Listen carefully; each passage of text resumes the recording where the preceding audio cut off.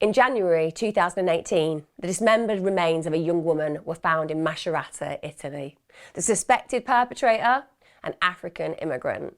Allegations of voodoo sacrifices and connections to the Nigerian mafia, combined with the politicisation of the murder by the country's right-wing parties, inflamed tensions around the contentious issue of immigration, with devastating consequences. This is what happens when a terrible crime is used to justify a terrible retribution.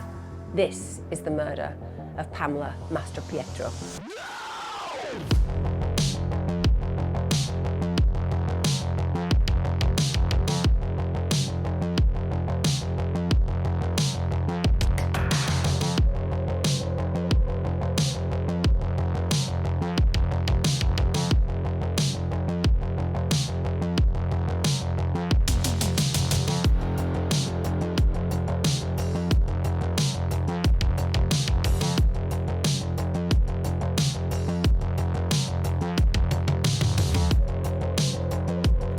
Welcome back to my channel, my lovelies. Today's case is one I wanted to cover.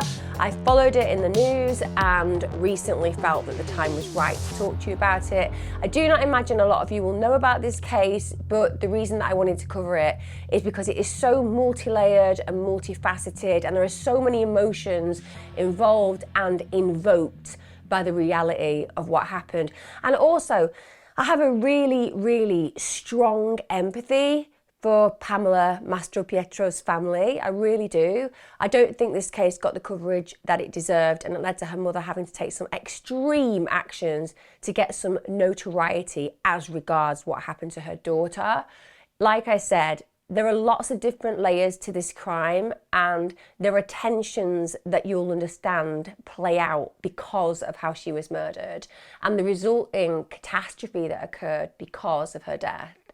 So let's go back to the 31st of January 2018, Macerata, central Italy. This is basically an idyllic hilltop town. It's a place that locals call the Island of Happiness.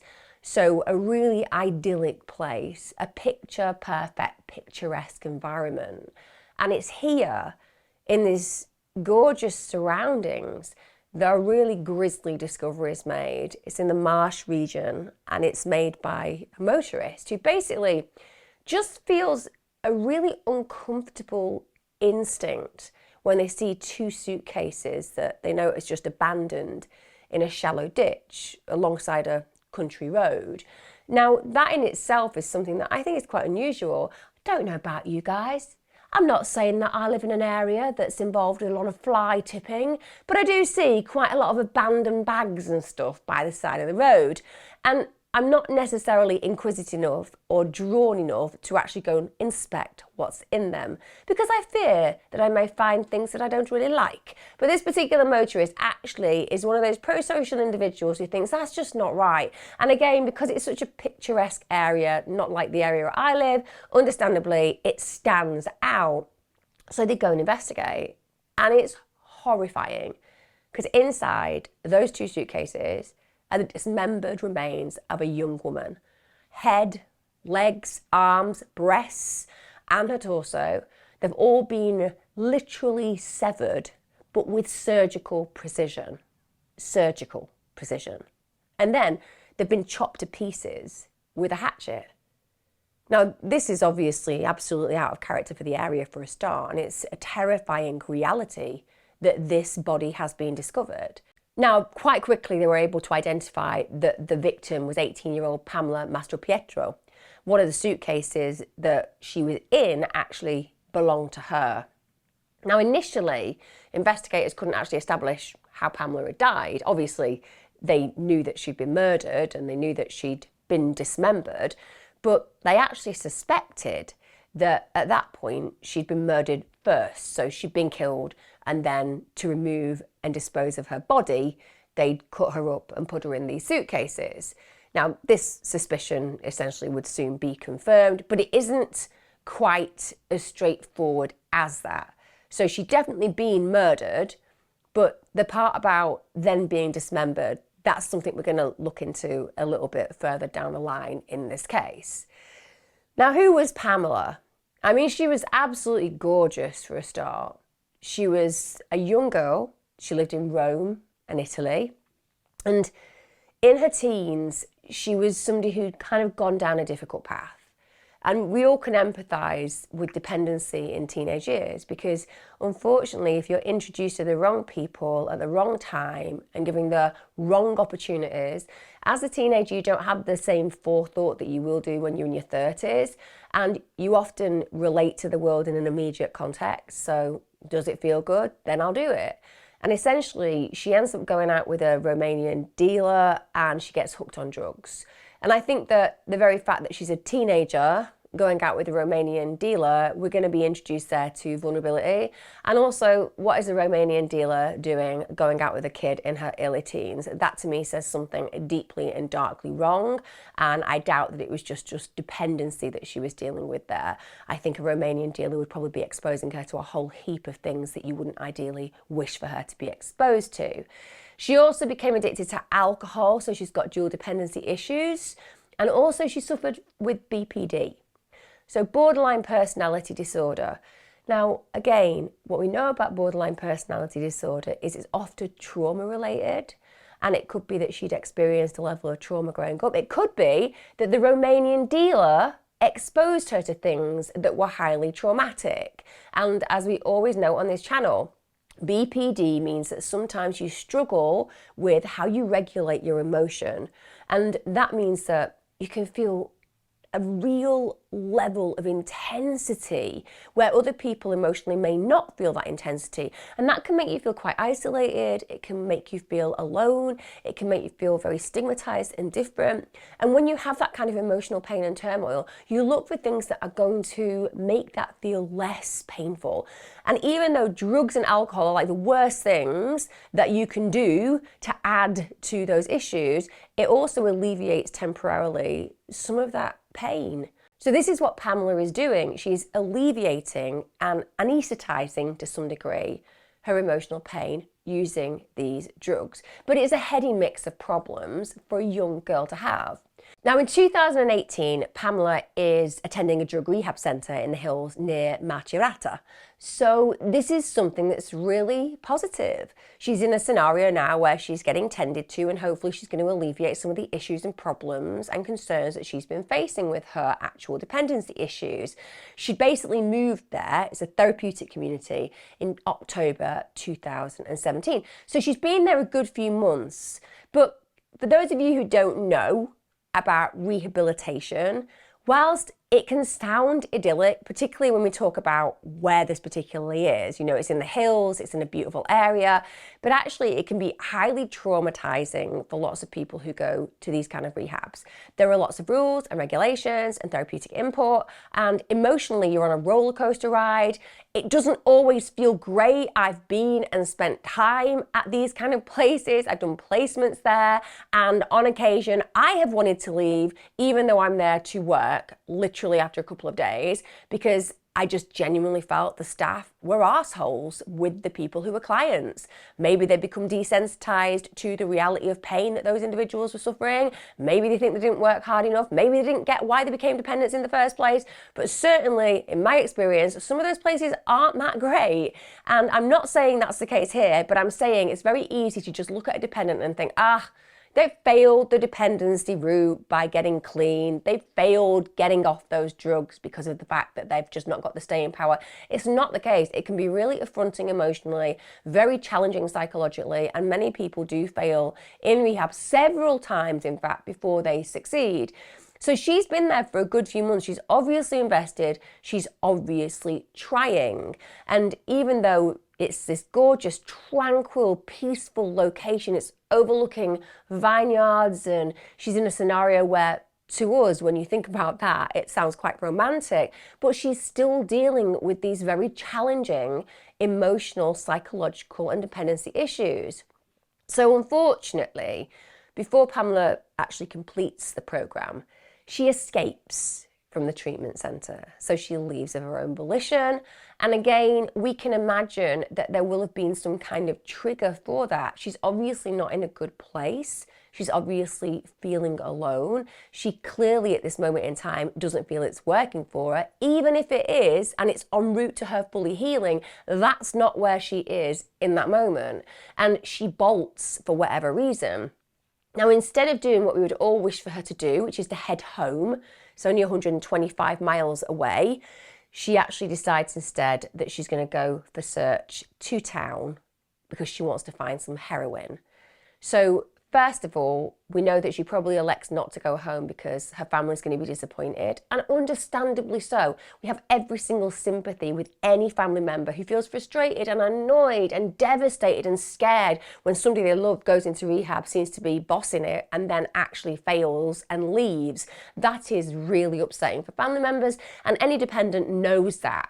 And even if you're going to go home and just acknowledge that it's not worked for you, the chances are you're going to want to find a hit before you do that, because you're electing to leave that place because you've chosen drugs as opposed to sobriety. So now she's in a really vulnerable situation.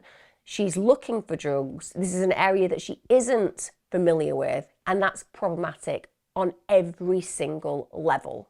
And the issue as well that she's going in search of heroin, well, that makes her triply vulnerable, because what we know about heroin is it basically renders you into a position where you are completely helpless when you take it. We're talking about a young girl. She's been off drugs for a long time now. It's been a good few months. That means she's not going to be aware of the impact of taking a certain amount of heroin, because often people will over-exaggerate what they think they want compared to what their body can deal with. And these are all variables before we even consider the fact that she's going somewhere by herself to a place that she doesn't know, to meet people that she doesn't know, to get drugs. And that's placing her in a really unsafe situation. Now, as she is in Macerata, which is basically a beautiful place, it's even a finalist in the Capital of Culture competition, she knows that it's unlikely in that vicinity she's going to be able to score heroin. Skag isn't readily available around her there. So she knows that if she wants to go somewhere, the likelihood is that she needs to go outside of the medieval city walls. Now, the problem with all of what I've just talked about is we can additionalize this even further, because where she is heading, it is dangerous. It is a dangerous area. It's full of drug dealers. It's where a lot of immigrants live, and it's a poor area. Bear in mind, we do see a lot of immigrants who are brought into countries or are escaping situations in other countries, not being placed in the most ideal of areas. And unfortunately, that can lead to a whole host of social issues, because clearly there are vulnerable individuals being placed in these areas that are actually high with issues such as gang violence, drug violence, sex trafficking, etc., etc. Hardly ideal if you've come from a place because you're seeking asylum. So in this area, it's very poor, and she has no money either. So she wants to go and score heroin, but she doesn't actually have any cash on her. So first of all, she makes the journey by herself on foot, and that's going to stand out. She's a really attractive young girl. Bear in mind, she's clean at this point. She's going to look healthy, and therefore she's noticeable. And at some point, Pamela encounters two Nigerian men. One is Desmond Lucky, and the second man is Lucky Awalima. Now, it seems, as far as they can trace this, that each man drove her some of the way to a man who could basically supply her with heroin in a place called Diaz Gardens, which sounds nice, but is a horrific area. Now again, I bring you back to the reality. This girl had absolutely no money. So they feel that it's potential at this point she offered sex in exchange for those drugs. Now, the level of desperation is devastating to imagine, isn't it? But this young girl, and this is what she's doing, she's so desperate to get that hit, to escape whatever she's dealing with trauma-wise, that she's willing to sleep with these two strangers to get her drugs. Also, what does it say about those men? You find a vulnerable young girl in this situation, and you're thinking, well, how can I exploit her? And I track that back to what I said earlier on about the guy that she was hanging out with as a young teen, the Romanian drug dealer. Sex exploitation and trafficking is so common, and the idea that it just happens in films like Taken is bull. The reality is that a lot of people use the boyfriend ruse where they make you feel that you're special, and then they use you in 100 different ways and basically let their friends use you and anyone else who wants to use you as well, all in the guise that you are cared for. So I think that she's probably been groomed in this kind of sexual exploitation anyway, and these guys just present more of the same. That's just my belief. I'm not saying it's evidential, I'm saying it makes sense in my experience. Now, both of those men, they would later down the line face charges of sexual assault. And the reason for that is because they believe that Pamela couldn't possibly have been in the correct state of mind to give any valid consent. She's just vulnerable. She's left a rehab. She's desperate for drugs. They knew that. They took advantage of her. Now, ultimately, she ends up being taken to a 29-year-old, ironically named Innocent Oseghale. That's right, innocent. You know, names like Lucky and Innocent, I'm just gonna throw it out there. I know there's a cultural thing there, I understand that. I used to work with a kid called Professor, I get it. I'm just saying, sometimes you're kind of blighting your kid when you give them a name like that and they end up in the situation we're going to talk about. Because the thing about Oseghale is innocent is not a word that can be associated with him in this universe or any universe in perpetuity. So basically, Oseghale is in Diaz Gardens. That's where she basically meets him. And this is where she's also last seen alive. This is the 29th of January 2018. This is the same day, of course, that she's reported missing from her drug rehab centre. So people are already looking for her on the day that she's just disappeared. They're obviously aware that she's very vulnerable. They're obviously aware that she's likely to go and try and score drugs. And they probably are damn hopeful that at some point she's going to arrive back at her family's. But like I said, there is an awareness that she has not gone back to the rehab, and there is an awareness that at that point she is missing. Now, Oseghale, let's look at this excuse for a human being, genuinely. I don't give license to anybody's history, allowing them any malevolence in the world. There are too many examples, the vast majority of examples, where people who have had horrible lives are good human beings. I don't give people that card, that get out of jail free. You had a shitty life, I'm sorry, it's awful. We can definitely take that into consideration, but you ain't gonna get a moment of extra sympathy or empathy for the choices that you make when they are so dark, disastrous, deceptive, and disgusting as what I'm gonna talk about today.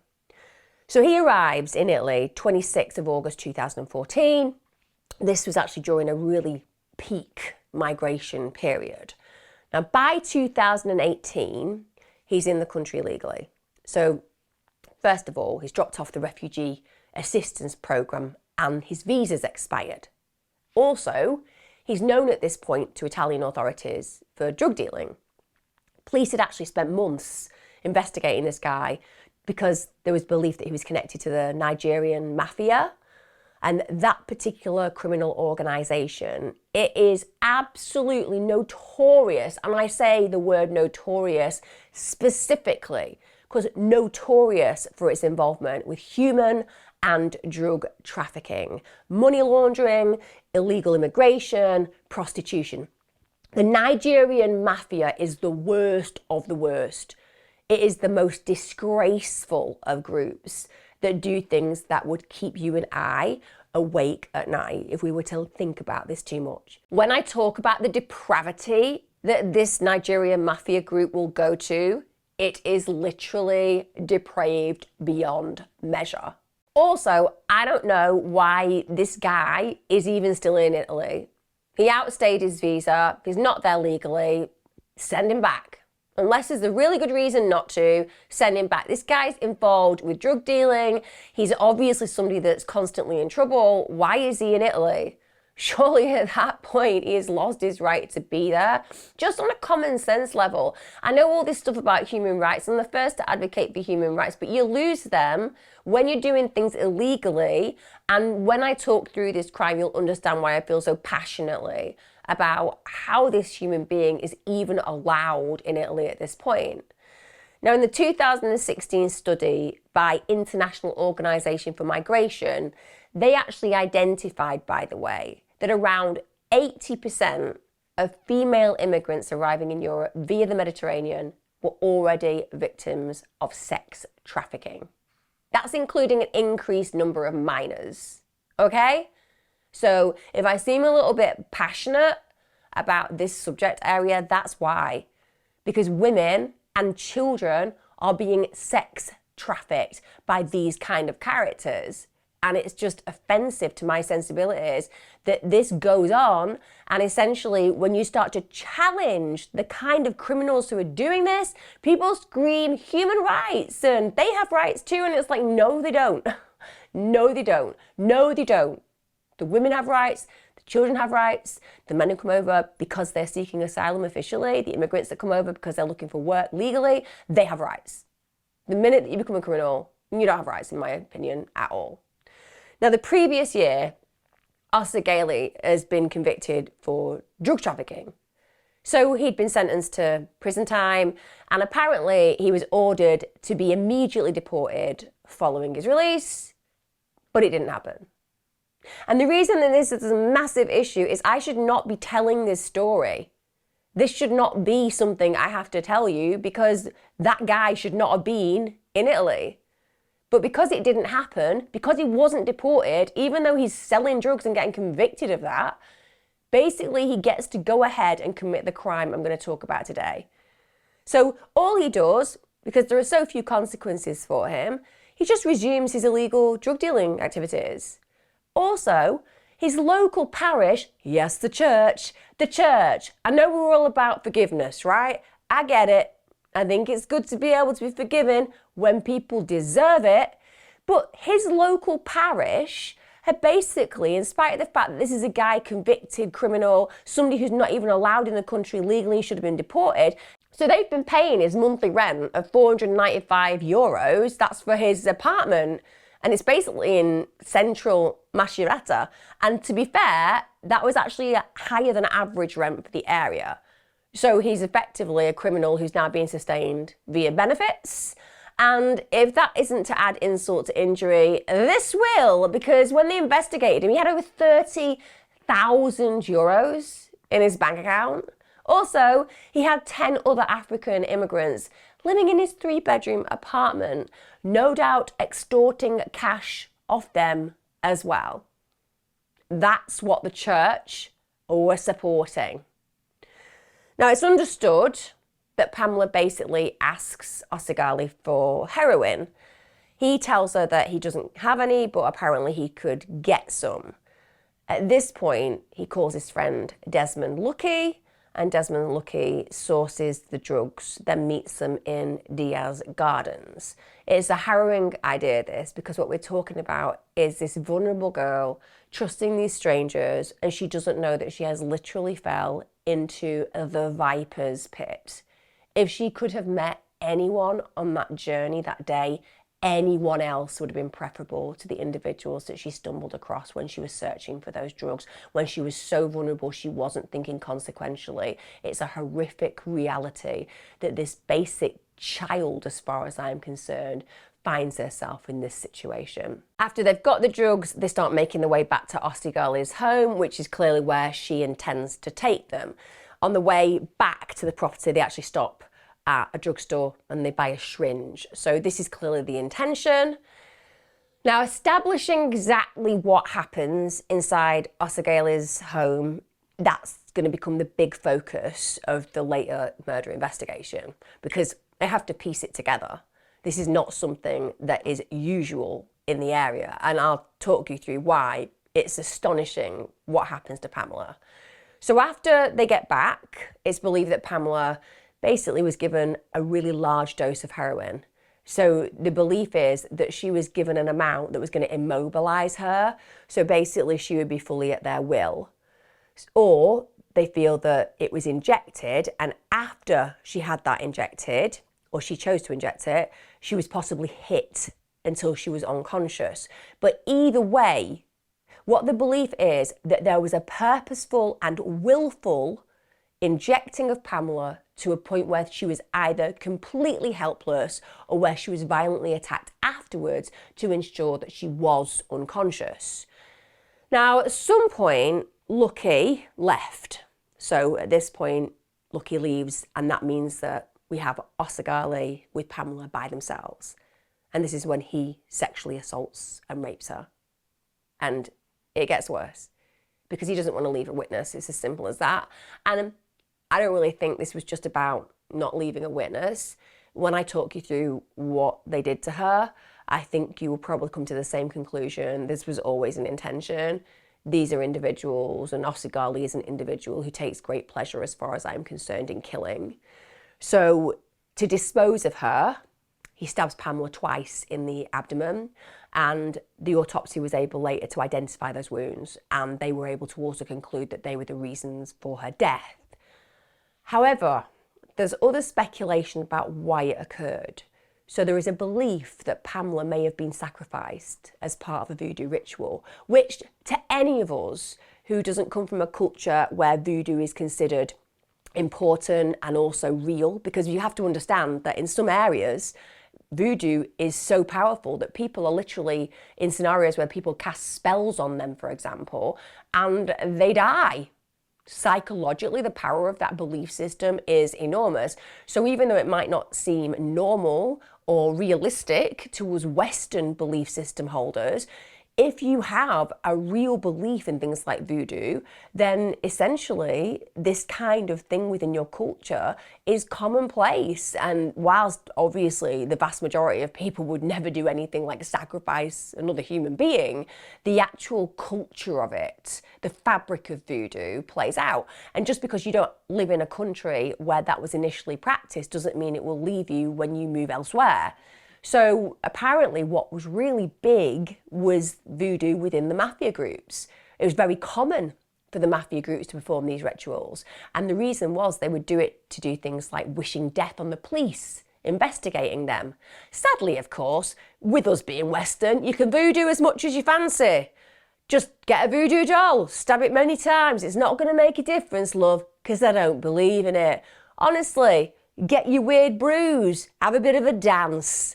Say your spells, not gonna matter. And I doubt very much it had very much of an impact on such police investigations, but the power of belief is what makes it dangerous. Now, some of these rituals that the mafia would involve themselves in, it would be cutting the victim up in a really specific manner and removing organs, and also in some of the cases actually eating those body parts. Let's call it as it is, shall we? Let's call it as it is. I think when I read the research and it says things like ingesting body parts, a bit like a lot of things these days, we're minimising the reality. We're talking cannibalisation. We're talking the mafia were actually cannibals in cases. So Pamela's remains, when they looked at them, they said that that really did bear similarities to a ritual sacrifice. So I don't think that they are saying that lightly.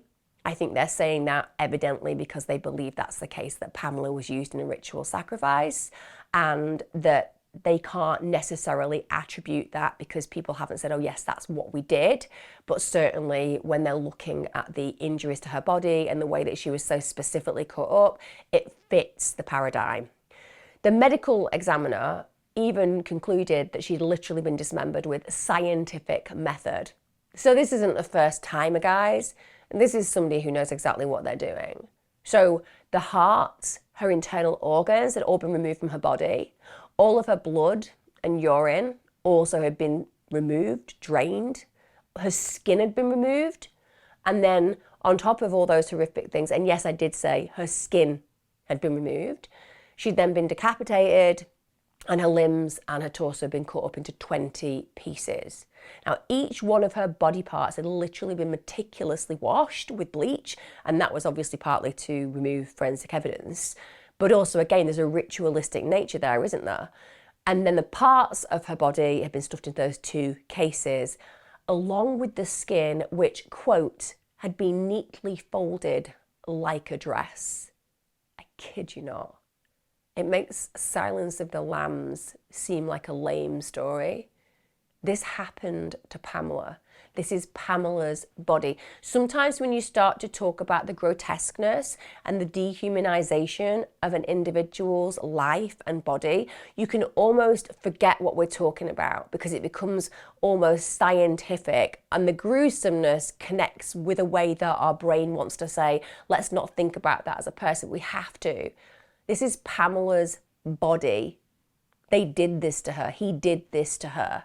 And it's such an unusual way of disposing of a corpse. You don't need to do that if you want to get rid of a body. You can cut them up, fine, shove them in a bag. But the truth is, there is a meticulous level of the way that she is disemboweled, the way that her body is cut up. This is far more ritualistic. And the fact that they've removed all of her internal organs, all of these things speak to something really malevolent and dark and ritualistic. Now, the police first, and very fortunately, are alerted to Oseghale as a potential suspect by the taxi driver who'd actually transported he and his 2 suitcases to the spot where the suitcases were found. So we immediately have him banged to rights. Also, massive superiority, massive arrogance, clearly doesn't think that anyone's gonna dob him in to the police, but also what does that say about him? True narcissism running through his veins, and also where are the consequences? Well, he went to prison, was gonna get deported, didn't get deported. Why would he think that there were any consequences to his actions? But this taxi driver, fortunately, leads the investigators to Oseghale. And because they know that he was the last one with her remains, clearly there is a link. So the police then go and search Oseghale's apartment. And it gets worse. Because, again, I stand truthfully when I say this to you about my feelings. I don't think Oseghale thought anyone was going to value this drug user. I don't think that he believed that she was from a loved family. I think he just saw her as another skag addict who was easy to dispose of and no one would notice. He got that so wrong.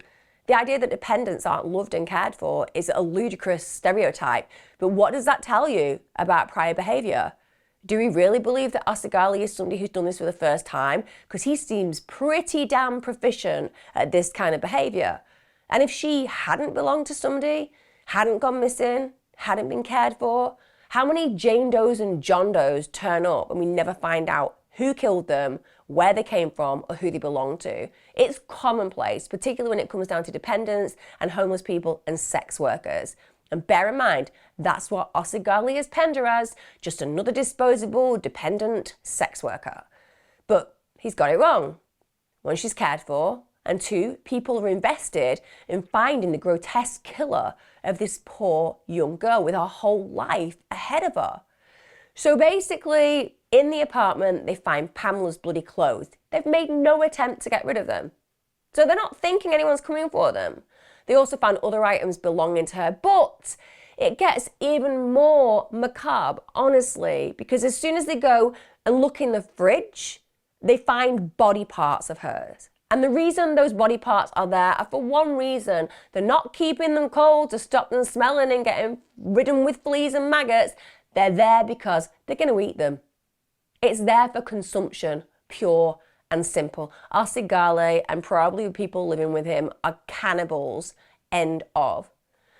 Now, Oseghale gets arrested just days after the killing, 31st of January 2018, and the police basically intercept him on the steps of his building. He's later remanded in custody. Following the investigation, he's charged with murder. Of course he is. You couldn't possibly get away with not being charged with murder when I just told you what unfolded. But also, the murder is aggravated by sexual assault and destruction and concealment of a corpse. Rightfully so.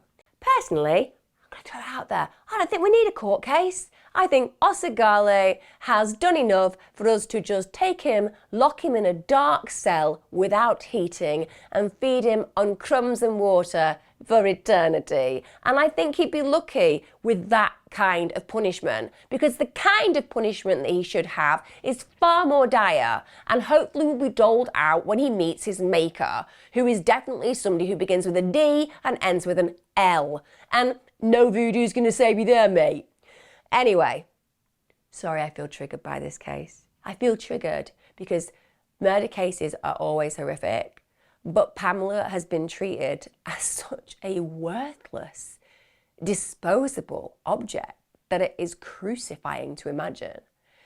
So basically when he's arrested, brought into custody, charged, he says, you know, yeah, I had been with Pamela at my apartment, but you know what? I'd gone out in between to sell marijuana. You know, not the high-level drugs, not the heroin that she's taking, no, the low-level drugs, so that you're not going to really think that I'm that bad a person, because I've just been in prison for actually selling drugs and you didn't do anything about it, so maybe I can get away with it again, yeah? So this is his story. Just gone out to sell his weed. Basically has left his friend with her, Lucky, and she's perfectly well. Perfectly well. Just going to throw it out there, Oseghale. Didn't you go and score heroin for her? I did. Did you therefore really think that she'd be well, bearing in mind that you've just scored heroin for her, meaning that she's a dependent and she's very vulnerable and she's in your flat and she could overdose? Let's just throw it out there on a very mild level. Yeah, I haven't thought of my story appropriately, have I? No, you're going to hell. Anyway, this is what he says. Of course he does. I'm innocent. It's got nothing to do with me. It was all my friend. And also, what does that say about the way he is around his friend? You know, Lucky is basically implicating that individual as well, isn't he? So he's not afraid to be deceptive and he's not afraid to throw friends under the bus. He's like the worst of the worst type of character. So when you think about the dark triad, and actually, to be fair, there's now an additional category to the dark triad, but let's just go with narcissistic, psychopathic, Machiavellian personality traits. They've added in sadism as well. He would fit all of those perfectly, wouldn't he? So superior that he thinks he can get away with it.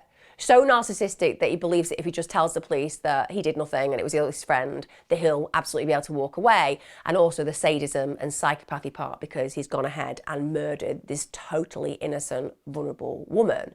But his story is that she'd been perfectly well, in spite of being there with drugs that he just scored for her. And then he comes back around 4 hours later and she's been killed, dismembered and put in a suitcase. Okay, Oseghale. And you're kind of a friend that would be like, oh, you know what, I'll go and dispose of those 2 body part suitcases. Not a problem, I'll do that for you, Lucky. That's why you're called Lucky. But this is his story. So Oseghale's friends, Lucky and Awalima, they also get arrested and detained. And of course they do, because they are the 3 common people who've been involved in this particular case.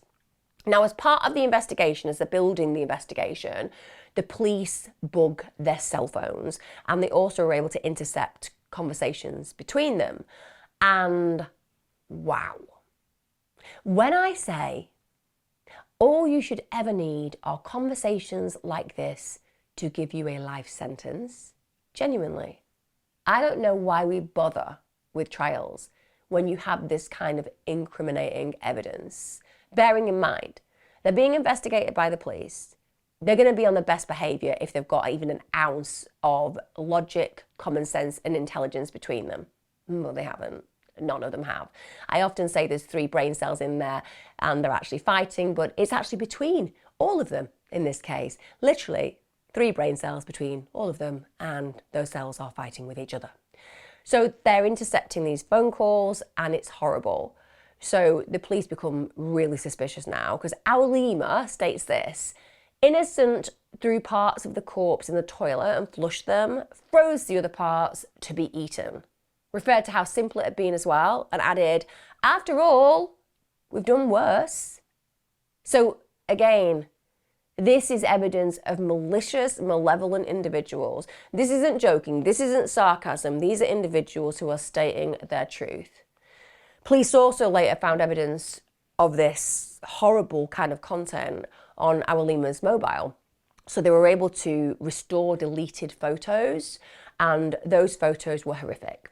So they depicted really terrible torture of young black teenagers, and other pictures showed animals being dissected by these guys who are wearing latex gloves. So the actual content is very supportive of the nature of these individuals. Now, Oseghale, he basically was the one who should have got rid of Pamela's body. So the conversation went like this: it would have been better to have eaten the pieces of the body. The only problem would have been the head. He'd have had to throw it away. But everything else, he could have kept inside the fridge, and whenever he wanted, cook it and eat it. Now, the normalization of that statement is horrifying. These are not first timers, are they? In fact, one could argue they've got a taste for human body parts, and there's no big deal. An easier way would have literally been to digest this poor woman. That's what they're saying. So the police have them banged to rights as far as they're concerned. Now, on the 3rd of February 2018, so this is just days after Pamela's murder, unemployed 28-year-old right-wing militant guy called Luca Traini, he drives his car through the streets of Macerata, shooting through his car window. He's got a Glock semi-automatic pistol.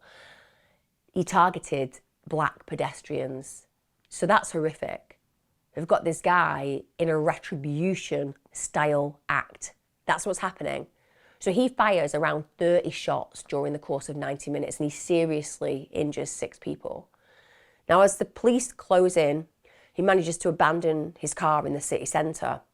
Now, soon after, and thank God, he gets wrestled to the ground and is arrested on the steps of the Macerata fascist-era war memorial, which is obviously where he's made a beeline for, because that's part of his MO, isn't it? There's a desire to be seen out there as doing something that is so wrong in our views, but for him, with that very right extreme belief system, it's kind of representative being at that war memorial.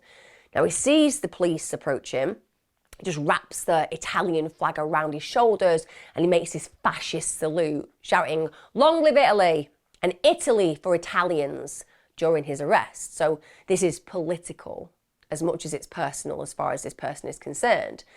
Now, the previous year, his behaviour had been so problematic, he'd actually been kicked out of his own gym because they said he had fascist views. Because obviously, the vast majority of us, no matter whether we sometimes think things are going wrong in our societies, don't feel the need to be racist or fascist or in any way serious right-wing, like radical right-wing I'm talking about now, you know, neo-Nazi, etc.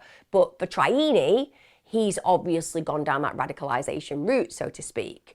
He felt that he did those shootings because he wanted to give Pamela some legacy. So in the days before the shootings, and also that of following Pamela's death, Traini had actually written many hateful posts about immigrants and black people on Pamela's mother's Facebook page. In some, he'd gone so far as to call for the death penalty, and he said that his original plan was in fact to go to court and to shoot Oseghale, and that was going to be in direct revenge for Pamela's murder, but he basically changed his mind and instead carried out random shootings on African immigrants. So he admits that it was really racially motivated, and he claimed that the only regret he had after carrying out those shootings was that he'd also shot a woman. So as far as he was concerned, men were fair game. I suppose he was arguing that they represented Oseghale, but of course what we're really talking about is innocent people all but nearly being murdered because of his actions. Also, there's a massive difference in the reality of somebody feeling so compelled by another's actions that they want to have some vigilante action taken, such as going to the court and killing Oseghale, a man who had actually intentionally murdered, decapitated and dismembered an innocent young woman. Even though that would be completely inappropriate to go to the court and kill him, what you would have is a completely different social reaction, which would actually be, well, you know what, at the end of the day, this person took a life, and eye for an eye kind of behaviour, this man has responded and reacted to that by going and killing him. Like I said, I'm not legitimising it, I'm saying you would understand it in a completely different context to what we're talking about, which is this guy just mowing people down, shooting them in the street, and they've done absolutely nothing wrong, apart from be a different colour to him. Let's break it down to the actual bare bones. That's what we're talking about.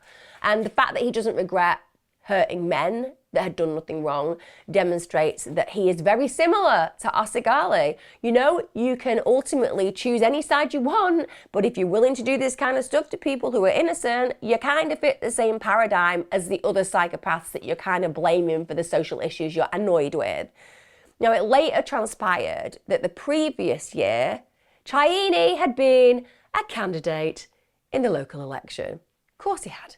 So he'd stood for Lega Nord, which is Northern League, and that's a right-wing political party in Italy. Now, this was later rebranded as Lega for the 2018 general election, But Triene had been a part of that movement, and I'm sure that they were appalled by his actions as well. No matter how right-wing their views, nobody wants to have people shot in the streets, and certainly don't want somebody who's done that associated with their political party.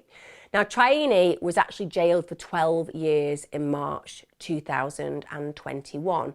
So he got what I would consider is quite a light sentence when you think about there was an attempt to murder of many people there, and it's only for the literal grace of God that they weren't actually killed, but he got 12 years. Now we get to 6 months after Pamela's murder, and it's during a prison interrogation that Oseghale basically admits in the end to, as he says it, tearing up her body. July 2018 when this happens. So he basically admits, yes, I was the one who ripped her apart. And even the fact that he uses the words tearing up her body, the disassociation, you might refer to tearing up meat, for example, but the idea of talking about tearing up a human, it is so dehumanizing, it's beyond belief, and psychologically demonstrates again the malevolence that goes on within this man's mind.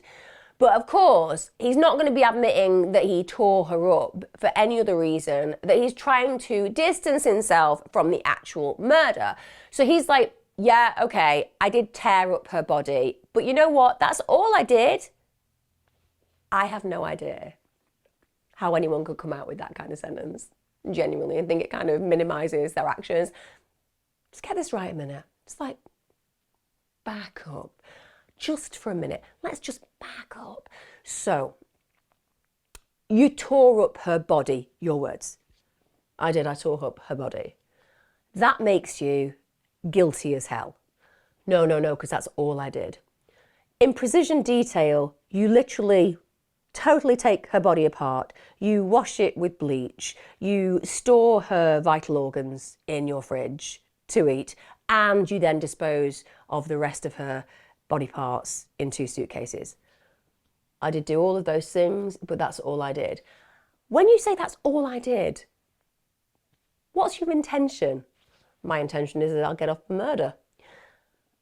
I'm going to tell you now that even if you had indeed not murdered her, and you just tended to, shall we say, disposing of said body, we're going to make sure that you very, very, very, very, very, very, very certainly never see the light of day again. You absolute freak. And I don't care whether it's voodoo, you're a freak. I doubt it went like that, but that is how it should go, is what I'm saying. So he's admitting to this horrific brutalisation of this poor young woman's body. And now he's denying murder, of course. He says that Pamela overdosed and then died at his address. Again, where are we now? What kind of paradigm or universe have we fell into where somebody feels that this is a reasonable excuse? Just gonna go back a bit there, Oseghale. So you're saying that this young woman who's left a drugs rehab, scores drugs, takes too many, dies on your floor. You're saying that happened. I am saying that happened.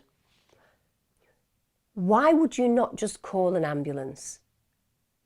Well, I thought that people might not believe that that had happened. Okay, but let's just throw it out there. Let's throw it out there that people didn't believe that that was what happened.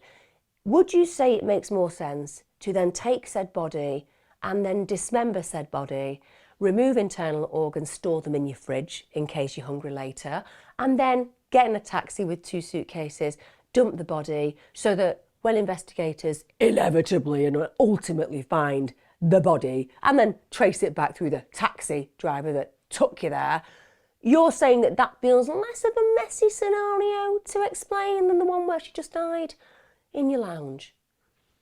When you put it like that, that does make quite a lot of sense, but I'm just going to stick with the facts. It's not my fault. I'm innocent. I did nothing apart from cutting her up. Seriously, can't help breaking it down like that because you can understand, can't you? The gravity of guilt is just everywhere in this case.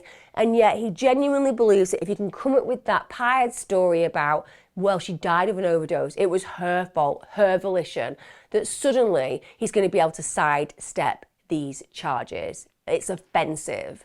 And he explains that the reason that she was so dismembered was because he just couldn't fit her in otherwise. So he needed to dispose of this girl who died in his apartment, and now he needed to get rid of her body to prevent himself being implicated, and so he cuts her up to do that. Unbelievable. And the very fact that he even uses her case, again, just another disrespectful level and layer to this crime. Then he goes on to say that he didn't rape her, said that they had consensual sex. She can't consent, you absolute Fruit Loop. But anyway, this is what he's saying, just denying all responsibility, that she actually wanted to have sex with him, and this was apparently in an underpass near Diaz Garden. Apparently they had sex after just meeting. Now, even if they did have sex because she was desperate and she needed to get a hit, our sympathy and empathy lies with her, full stop. She's being used and exploited because she's desperate, and he knows how to use and exploit her. Therefore, he is a perpetrator per se, and she cannot consent because her mental state does not allow that consenting to occur. Bear in mind as well, until a few months earlier, she was a child, she was a minor, and this predator knows that she is very vulnerable and very young, and he exploits her because of that. Now, his account, of course, doesn't fit the physical evidence for a start.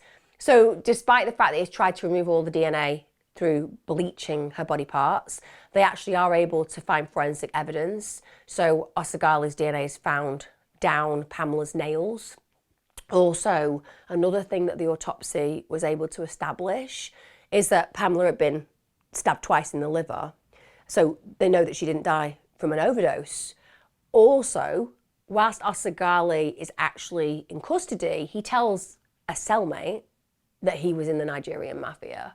He said he's a member of the Black Cats group, and even though his mafia connections have been dismissed by the police during the investigation, it still makes you feel, shall we say, an uncertainty, because certainly his actions are demonstrative of this particular group of individuals. Also, he disclosed that he'd stabbed Pamela after she'd threatened to call the police. So we can assume there's a strong potential that he sexually assaulted her, and then in retaliation and trying to protect herself, trying to scare him off, she said, I'm going to tell the police about this. And at that point, he decides that he's going to kill her. Also, and this is mind-blowing because it shows such intention, he claims that after he stabbed her, he immediately begins to dissect her body. Immediately. And there's no, oh my God, what have I done? There's no, Jesus, what am I going to do with this body? There's no, I need to go and take some stock of what has occurred because I've just killed this woman. No. Immediately, second nature, he just starts to dissect her body, beginning with one of her feet. Now, horrifically, and this is something that really stays with me, Oseghale actually told his cellmate that Pamela had unexpectedly shown signs of life as he was removing her foot. And that's why he stabbed her again. So this is consistent, by the way, with the medical examiner's findings. So there was 2 stab wounds, and they were also able to find evidence that Pamela had still been alive whilst Oseghale had been dismembering her. Just harrowing. He literally didn't care that she would have been in unbelievable agony as he started to carve her up, because he enjoys this, doesn't he? This is somebody who's prepared and ready and experienced enough to just go along dissecting her even when she's awake. Now, following the further investigation, and this blows my mind, it blows my mind. This is, as far as I'm concerned, a major travesty of justice.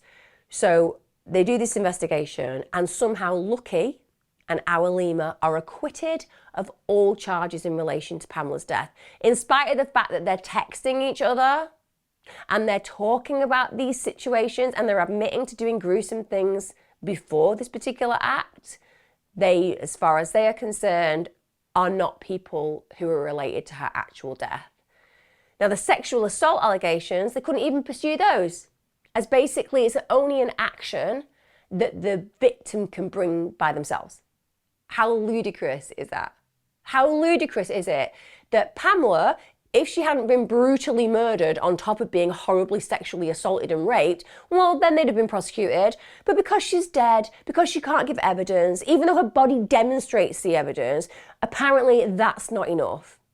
So these guys aren't even charged with her murder or the brutal assault that she would have endured, or taking her to the scene of her murder. There are so many layers to why this is so inconsistent with justice, it's unbelievable. So instead, Lucky and Awalima, they're only ever prosecuted for possession and distribution of drugs. So in October 2018, they receive 6 and 8 year sentences respectively. That is a miscarriage of justice on steroids, as simple as. Now, Oseghale, he's found guilty of Pamela's rape and murder in 2019 because there was no other way that any other thing could have happened. He is guilty as hell. The only thing that could have made him look more guilty was if he had a tattoo saying, "I murdered Pamela," on his forehead, which my mother would think all murderers should probably have done to them anyway. She also thinks that paedophiles should have a massive P put on their forehead. I kind of get where she's going and I kind of respect it.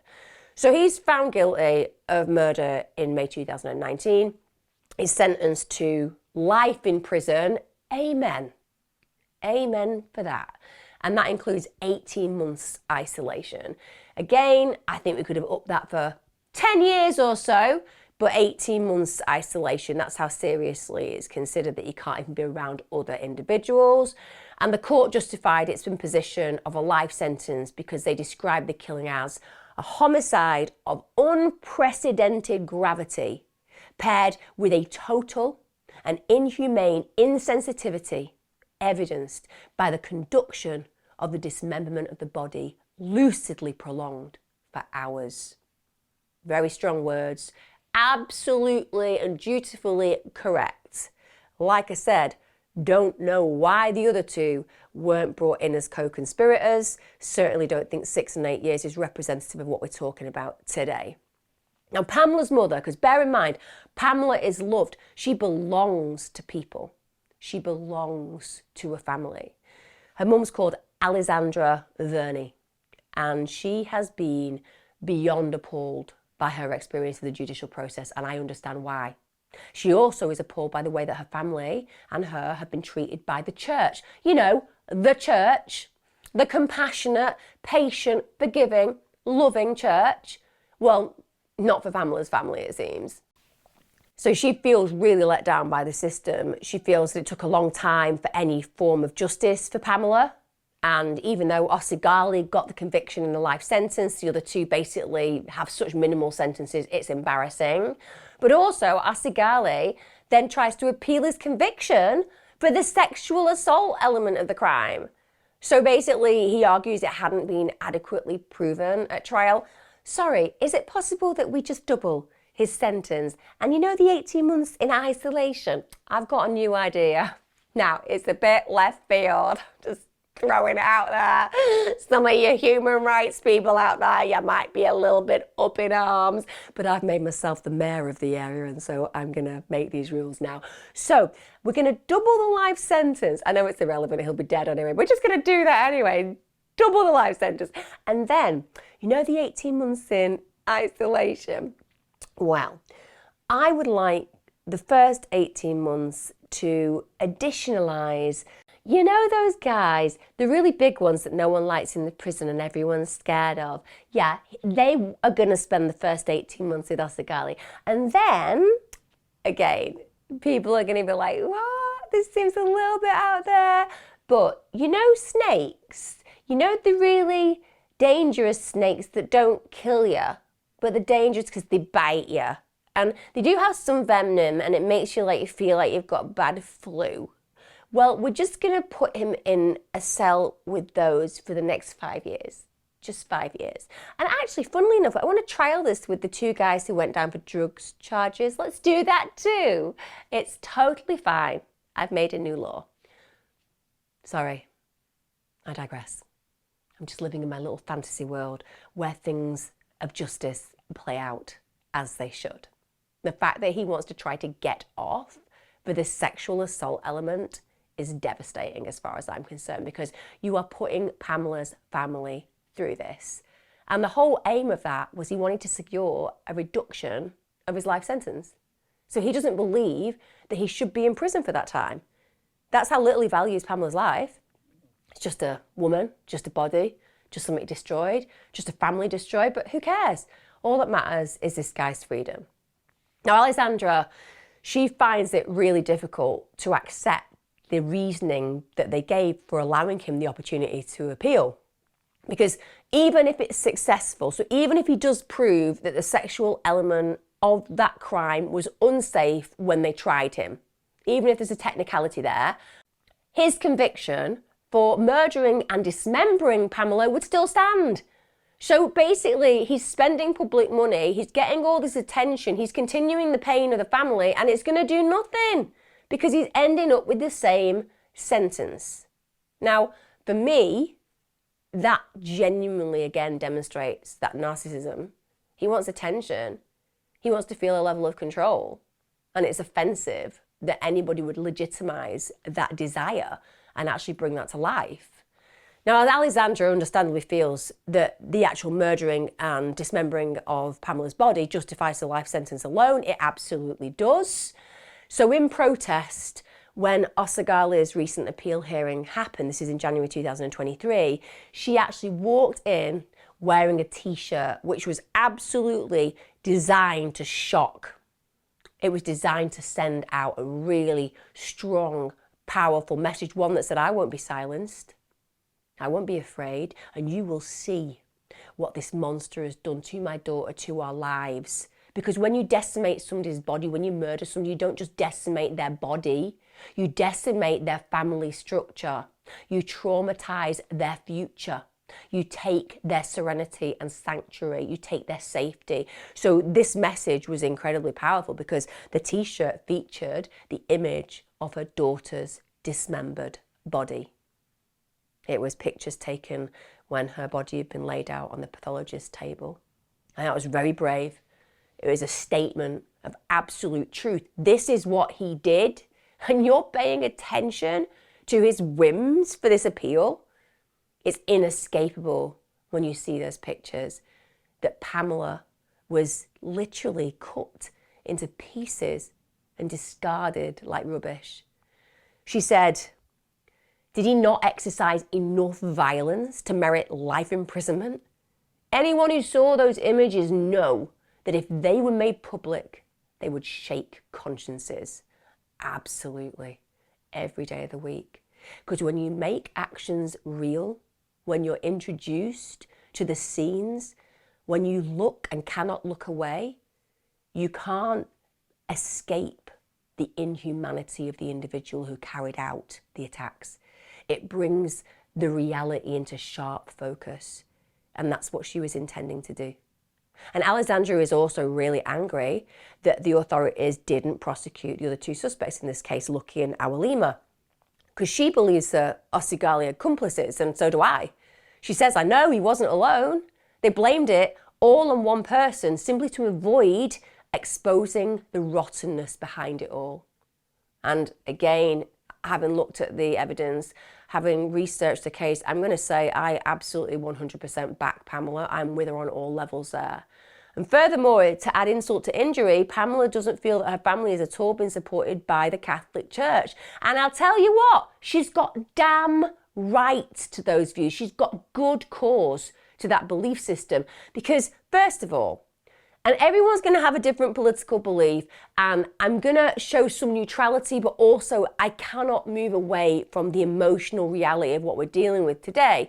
And the church supports completely unregulated immigration. Now, I think that pretty much all of us will agree that immigration that is regulated is brilliant. Literally.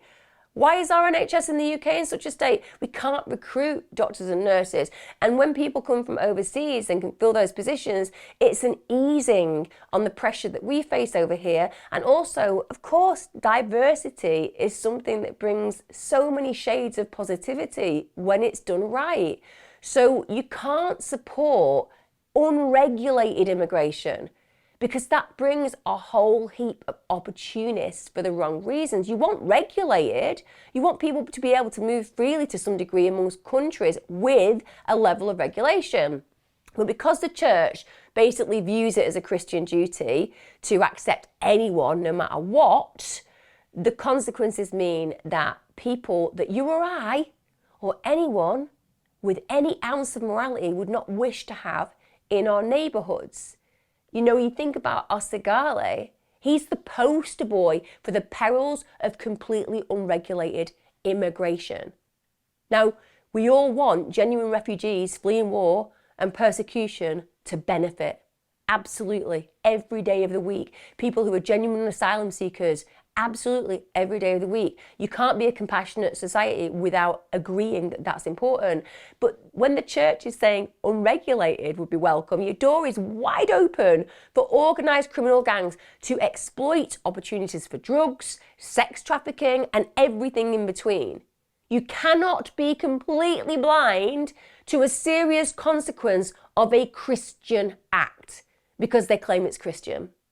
You cannot be blind to it, because it impacts and affects and destroys individuals who should be protected because that act is continued and carried out. So the church are failing, as far as I'm concerned, in having that perspective. Now, bear in mind as well, if the horror for Alexandra isn't terrible enough, she had to go to the morgue. She had to identify her daughter's head. Now, that meant that she was going to be doing something highly traumatic, and as would be expected in such a Christian environment, she's not going to be sent alone. You know, the church is going to support her because it's heinous, right? So we have the head bishop, Nazareno Marconi, who's the head of the diocese of Macerata. He goes with her. But basically when he arrives, just imagine how she'd be identifying her daughter's head. All he does is recite a quick prayer, then says to Alexandra, "You must forget in silence." Now, Alexandra says that she wasn't entirely sure what he meant by this, but I think we can all agree that she got the gist. Sounds like the Christian church would prefer Pamela's family to be less vocal about their loved one's horrific murder.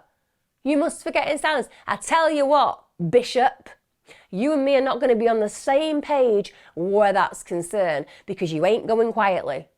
And the church should not be saying to a family who've just lost a child so brutally that you've got to forget in silence. You are going to be screaming it from the rooftops until justice occurs, until change arrives. It's horrific that Pamela's family are getting this additional pressure by the one place who should be offering her solace and a place of sanctuary. Now, since Oseghale's incarceration, another thing that the church have done is frequently provided assistance to him. Yeah. So they've gone ahead and given him food and clothes. This is all via a Catholic church charity. Meanwhile, Pamela's family have had no contact from the charity whatsoever. Not even a call. Now, I don't know about you, but I can't imagine a situation that calls for a Christian act more than one that family is in. But why help them when you've got this reprehensible, sadistic excuse for a person in prison that you can take care of?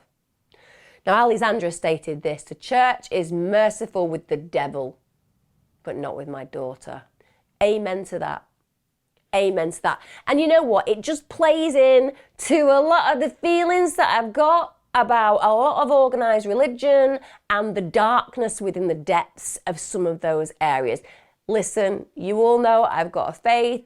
I also know that people with faith live longer, tend to be happier in relationships, tend to be healthier. There's a lot of research out there that evidences that. I'm not coming down on people having a faith. I'm saying that where there are organisations of power, there tends to be corruption. And where there is corruption, there tends to be a supporting for things that we should never wish to support. Just throwing it out there. Let's be honest about the Catholic Church.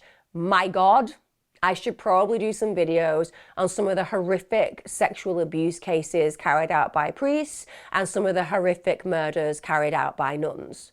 So we're not going to pretend that this environment and organisation is full of the good guys. Baddies are everywhere. And some of those baddies get super powerful and do super terrible things. Now, in a final twist of fate, Pamela's family actually had a memorial built. This was at the place where her remains were found. Obviously for them, they want it to be a place of remembrance and meaning and not the sinister, macabre memory of the suitcases being found there. Now, apparently, Bishop Marconi, you know, person with good running through his veins, apparently he arrived, not probably because he wanted to, because then he just goes through a prayer really quickly and then said he was busy and left. Wow.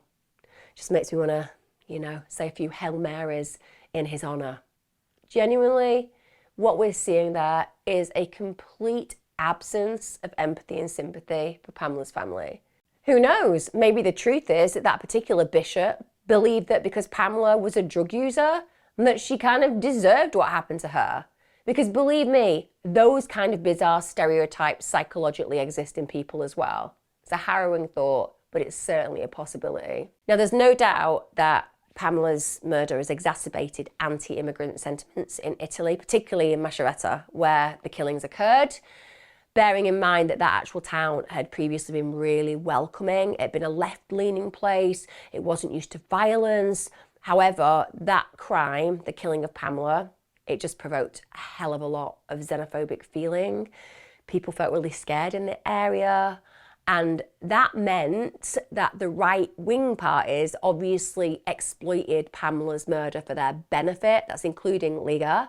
And they wanted to basically amplify their policies and beliefs by using her murder, which obviously was a very unusual thing. This wasn't happening regularly. It was something that was extraordinary. It wasn't in the ordinary, but they hook onto this. And in the 2018 general election campaign in Italy, they politicized the crime on the issue of immigration. So this is what they used basically to, I suppose, inflate their messages. So following Pamela's death, Lega's leader, Matteo Salvini, he actually accused the parties on the left of having blood on their hands. And in reference to Oseghale, he actually posted on Facebook, what was this maggot still doing in Italy? He wasn't fleeing war, he brought war to Italy. And again, you can understand that a lot of people would agree with that. But that's about Oseghale as a character, right? You can't then paint everyone with that brush because it's absolutely untrue and clearly untrue. But it's a very clever way of raising the information that they want to raise regarding their policies and beliefs. You know, people were really angry and immigration was really a main topic in political debate during this period of time. They portrayed immigrants as drug dealers, as rapists, as murderers. Traini, the horror of an individual who went around shooting people, he actually gets hailed as a hero by some sections of Italian society following the shooting. Now, Salvini, obviously the leader that I was just talking about, he acknowledged that violence is never the solution. But what he did do was blame out of control migration for causing chaos, rage and social clashes. So the Lega Party, after this promotion, after this amplification of their messaging, after the crime, wow, they had a resounding success in the 2018 election. So this is just 5 weeks after Pamela's death. So people are reacting, aren't they? They're reacting, and because of that, they're voting this way. So they became the 3rd largest party in Italy. And part of their party pledges within their campaign was that they said they were going to deport 150,000 migrants and also close the borders to nearly all new arrivals. Now, you won't be surprised that since all this has happened and since these kind of campaigns have gone ahead, the rise in xenophobic mentality and behaviour has just been huge. And it's actually a story that plays out time and time again. Whenever a nation's economy is in dire straits, so let's look at when Italy joined the euro. When they joined the euro in Italy, things went south for its citizens, it really did. So they claim actually, and when you look at the research, it makes sense. They say when the lira was replaced, the cost of everything doubled, but the wages stayed the same. And many Italians actually want to be out of the EU. But with a national debt in the trillions, it can't realistically happen. Now, against this economic downturn, 620,000 immigrants entered Italy in the 4 years before Pamela's murder. Now, that peak in immigration, that basically coincided with this continued economic downturn. And that, to some degree, means that immigrants become an easy scapegoat. And far-right groups take the opportunity to stoke that fire because it works in their agenda. Meanwhile, horrific crimes like Oseghale's killing of Pamela, well, that just pours paraffin on the fire. It just inflames it hugely. Now, sadly, people like him, they're criminals. They're always going to be criminals. Just like you have criminals in every culture, there are people who are just born bad, and that's how they're going to spend their life. And he is a criminal who took advantage of an immigration system that, yeah, isn't working. We can absolutely agree that, but that he could exploit. And that is so problematic because it impacts on the genuine cases. And those who are the genuine cases are the ones that suffer, such as the 6 innocent people who were shot by Traini. That said, and absolutely that noted, the enormity of Pamela's murder should not be ignored. A year younger, she would have been a kid. She'd have been a child. And so even though it's unfortunate that far-right groups use cases like hers to forward their own fascist agendas, the point is that we have to remember what happened to Pamela. Can't be brushed under the carpet, no matter how much the Catholic Church would like us to just zip it over this. And I have to say, where the Catholic Church is concerned, as I've noted before, doesn't have a track record, really, a good track record when it comes to disclosing and acting on issues of sexual exploitation. That's something that we can all agree on, isn't it? And I'm not meaning to offend anybody out there. You know, there'll be some of you who are highly religious and go to church and so on and so forth, and that's fine. But let's get our priorities right. You know, the big God, they can do the forgiving. They can do the forgiving. And maybe actually what the church should do is to truly support the victims in these situations. And certainly Pamela's family is the victim in this circumstance. Like I said, that isn't to be disrespectful to those of you who attend church, have a strong Catholic faith, strong Christian faith. Absolutely not. What I'm saying is there are bad apples everywhere. And when those bad apples exist, we should root them out and not support them in silence. It's as simple as that. Thank you so much for joining me. This has been a horrendous case to cover because, like I said, the ritualistic, the voodoo elements, all of those things that kind of feel so foreign in cases that we tend to cover in the UK. And I just want to take that moment to acknowledge that for some of you, even hearing about what happened to Pamela is going to be so blindsiding to you. It's unbelievable and unreal. As ever, our thoughts go to Pamela's family. And I wanted to tell this story because she hasn't got the amplification. Alessandra hasn't been given the right amount of vocality about this heinous crime. So at least on this channel today, I can do that for her. I can do that for her family. And certainly, I can do that for that beautiful girl, Pamela, who should have had a great future. Take care, guys. Be safe. Let me know your thoughts. And remember, if you haven't subscribed, please do. Get involved in the live chat. And more than anything, every single time, as I say, be safe. Be safe.